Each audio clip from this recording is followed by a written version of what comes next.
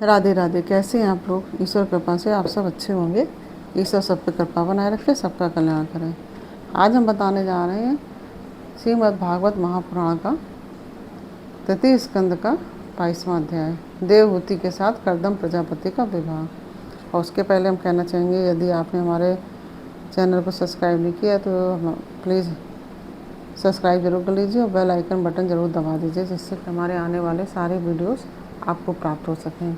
और यदि आपको हमारी कथा पसंद आ रही हो तो आप वीडियो को लाइक शेयर ज़रूर कर दीजिए और कमेंट करिए। कमेंट में राधे राधे ज़रूर लिख दीजिए। चलिए अब चलते हैं कथा की तरफ।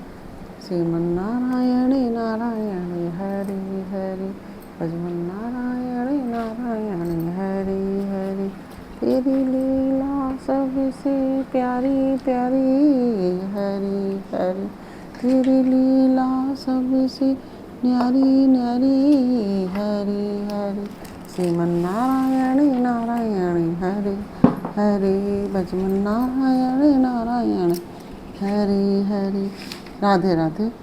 बोलो कृष्ण कन्हैया लाल की जय हो। देवहूति के साथ कर्दम प्रजापति का विवाह। मैत्रेय जी कहते हैं, विदुर जी, इस प्रकार जब कर्दम जी ने मनु जी के संपूर्ण गुणों और कर्मों की श्रेष्ठता का वर्णन किया, तब उन्होंने उन निवृत्ति परायण मुनि से कुछ सुचा कर कहा। मनु जी ने कहा, मुने, वेद मूर्ति भगवान ब्रह्मा ने अपने वेदमय विग्रह की रक्षा के लिए तप विद्या और योग से संपन्न तथा विषयों में अनासक्त आप ब्राह्मणों को अपने मुख से प्रकट किया है, और फिर उन सहस्त्र चरणों वाले विराट पुरुष ने अपने लोगों की रक्षा के लिए ही अपनी सहस्त्रों भुजाओं से हम क्षत्रियों को उत्पन्न किया है। इस प्रकार ब्राह्मण उनके हृदय और क्षत्रिय शरीर कहलाते हैं। अतः एक ही शरीर से जो ब्राह्मण है वो उनके हृदय कहलाते हैं और क्षत्रिय शरीर कहलाते हैं। अतः एक ही शरीर से संबद्ध होने से के कारण अपनी और एक दूसरे की रक्षा करने वाले उन ब्राह्मण और क्षत्रियों की वास्तव में श्री हरि ही रक्षा करते हैं, जो समस्त कार्य कारण रूप होकर भी वास्तव में निर्विकार हैं। आपके दर्शन मात्र से ही मेरे सारे संदेह दूर हो गए, क्योंकि आपने मेरी प्रशंसा के मुझसे स्वयं ही प्रजा पालन की इच्छा करने वाले राजा के धर्मों का बड़े प्रेम से निरूपण किया है। आपका दर्शन अजितेंद्रिय पुरुषों को बहुत दुर्लभ है।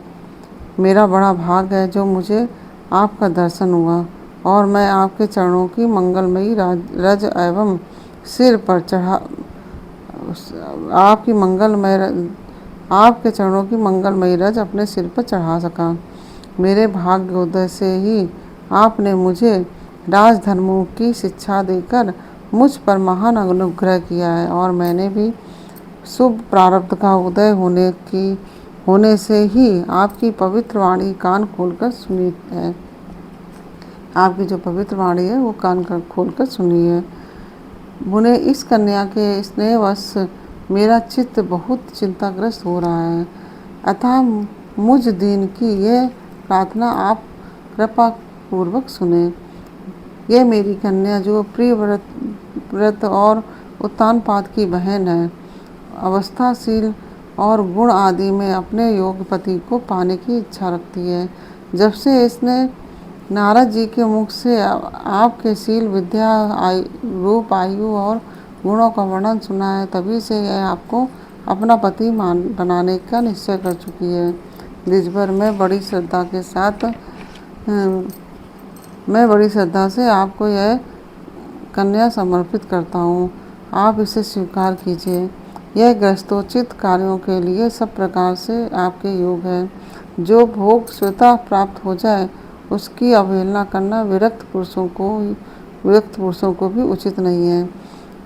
फिर विषयासक्त की तो बात ही क्या है। जो पुरुष स्वयं प्राप्त हुए भोग का निरादर कर फिर किसी कृपण के आगे हाथ फैलाता है, उसका बहुत फैला हुआ यश भी नष्ट हो जाता है और दूसरों के तिरस्कार से मान भंग भी होता है। विद्वान, मैंने सुना है आप विवाह करने के लिए उद्यत हैं। आपका ब्रह्मचर्य एक सीमा तक है। आप नैष्ठिक ब्रह्मचारी तो है नहीं, इसलिए अब आप इस कन्या को स्वीकार कीजिए, मैं इसे आपको अर्पित करता हूँ। श्री कर्दम मुनि ने कहा, ठीक है, मैं विवाह करना चाहता हूँ और आपकी कन्या का अभी किसी के साथ वाग्दान नहीं हुआ है, इसलिए हम दोनों का सर्वश्रेष्ठ विधि से विवाह होना उचित ही होगा। राजन, वेदोक्त विवाह विधि में प्रसिद्ध जो गर्भरामी ते इत्यादि मंत्रों में बताया हुआ काम संतानोत्पादन रूप मनोरथ है, वह आपकी इस कन्या के साथ हमारा संबंध होने से सफल होगा। भला जो अपनी अंग कांति से आभूषण आदि की शोभा को भी तिरस्कृत कर रही है, आपकी उस कन्या को कौन आदर न करेगा। एक बार यह अपने महल की छत पर गेंद खेल रही थी। गेंद के पीछे इधर उधर दौड़ने के कारण इसके नेत्र चंचल हो रहे थे तथा पैरों में पायजेब मधुर झनकार करते जाते थे। उस समय इसे देखकर विश्वावसु गंधर्व मोहवश सचेत होकर अपने विमान से गिर पड़ा था। वही इस समय यहाँ स्वयं आकर प्रार्थना कर रही है। ऐसी अवस्था में कौन समझदार पुरुष इसे स्वीकार न करेगा। यह तो साक्षात आप महाराज से स्वयंभू मनु की दुलारी कन्या और उत्तानपाद की प्यारी बहन है तथा यह रमणियों में रत्न के समान है। जिन लोगों ने कभी श्री लक्ष्मी जी के चरणों की उपासना नहीं की है, उन्हें तो इसका दर्शन भी नहीं हो सकता है। अतः मैं आपकी इस साध्वी कन्या को अवश्य स्वीकार करूँगा, किंतु एक शर्त के साथ। जब तक इसके संतान ना हो जाएगी तब तक मैं गृहस्थ धर्मानुसार इसके साथ रहूँगा। उसके बाद भगवान के बताए हुए संन्यास प्रधान हिंसा रहित सम दमादि धर्मों को ही अधिक महत्व दूंगा, जिनसे इस विचित्र जगत की उत्पत्ति हुई है, जिनमें यह लीन हो जाता है तथा जिनके आश्रय से यह स्थित है। मुझे तो वे प्रजापतियों के भी पति भगवान से अनंत ही सबसे अधिक मान्य है। मैत्री जी कहते हैं, प्रचंड धनुर्धर विदुर कर्दम जी केवल इतना ही कह सके, फिर वे हृदय में भगवान कमल नाभ का ध्यान करते हुए मौन हो गए। उस समय उनके मंद हास्ययुक्त मुख कमल को देखकर देवहूति का चित्र लुभा गया।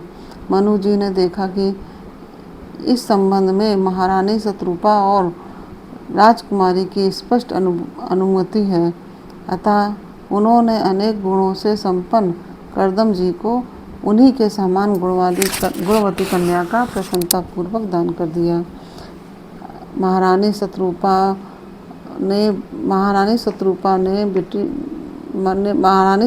ने भी बेटी और दामाद को बड़े प्रेम पूर्वक बहुत से बहुमूल्य वस्त्र आभूषण और गृहस्थोचित पात्र आदि दहेज में दिए।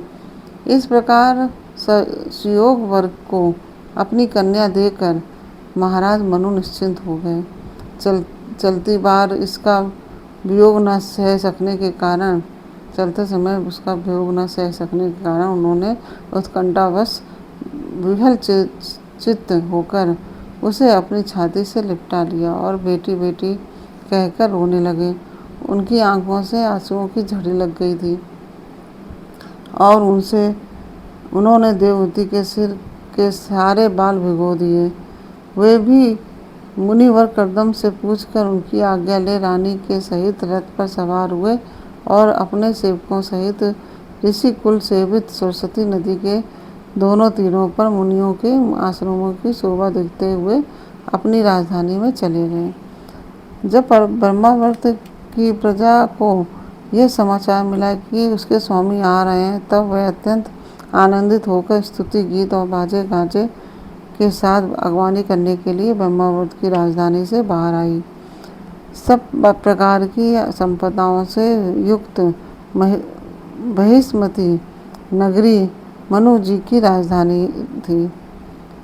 राजधानी थी, जहाँ पृथ्वी को रसातल से ले आने के बाद, जब रसातल से भगवान लाए थे पृथ्वी को लाने के पश्चात शरीर कपाते हुए श्री बारह भगवान के रोम झड़कर गिरे थे। वे रोम ही निरंतर हरे भरे रहने वाले कुश और काश हुए,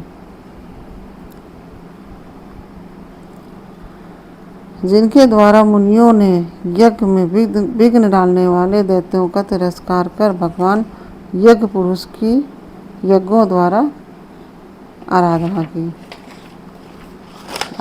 है। महाराज मनु ने भी श्री बारह भगवान से भूमि रूप निवास स्थान प्राप्त होने पर इस स्थान में कुश और काश की बही चटाई बिछाकर श्री यज्ञ बारह भगवान की पूजा की थी। जिस समय बहिष्मतीपुरी में मनु जी निवास करते थे, उसमें पहुंचकर उन्होंने अपने चित्रितापनाशक भवन में प्रवेश किया। वहां अपनी भार्या और संतति की सहित वे धर्म, अर्थ और मोक्ष के अनुकूल भोगों को भोगने लगे। प्रातःकाल होने पर गंधर्व गण अपनी स्त्रियों के सहित उनका गुणगान करते थे, किंतु मनु जी उनमें आसक्त न होकर प्रेम पूर्ण हृदय से श्री हरि की कथाएं ही सुना करते थे। वे इच्छानुसार भोगों का निर्माण करने में कुशल थे, किंतु मननशील और भगवत परायण होने के कारण भोग उन्हें किंचित भी विचलित नहीं कर पाते थे। भगवान विष्णु की कथाओं का श्रवण, ध्यान, रचना और निरूपण करते रहने के कारण उनके मनवंतर को व्यतीत करने वाले क्षण कभी व्यर्थ नहीं जाते थे। इस प्रकार अपनी जागृत आदि तीनों अवस्थाओं अथवा तीनों गुणों को अभिभूत करके उन्होंने भगवान वासुदेव की कथा प्रसंग में अपने मनवंतर के 71 चतुर्युग पूरे कर दिए। व्यास नंदन विदुर जी, जो पुरुष श्री हरि के आश्रित रहता है, उसे शारीरिक, मानसिक, दैविक, मानसिक और भौतिक दुख किस प्रकार का कष्ट पहुंचा सकते हैं।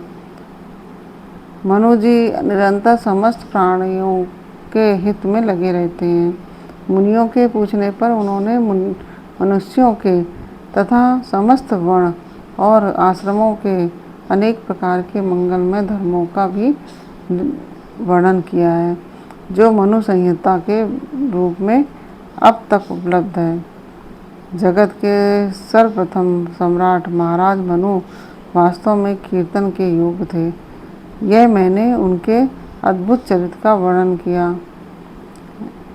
अब उनकी कन्या देवहूति का प्रभाव सुनो। इस प्रकार यह 22वां अध्याय पूर्ण हुआ। श्रीमन्नारायण नारायण हरि हरि, भजबन्नारायण नारायण हरि हरि, तेरी लीला सबसे प्यारी प्यारी, हरि हरि तेरी लीला सबसे न्यारी न्यारी, हरि हरि। श्रीमन्नारायण नारायण हरि हरि, भजबन्नारायण नारायण हरि हरि। राधे राधे।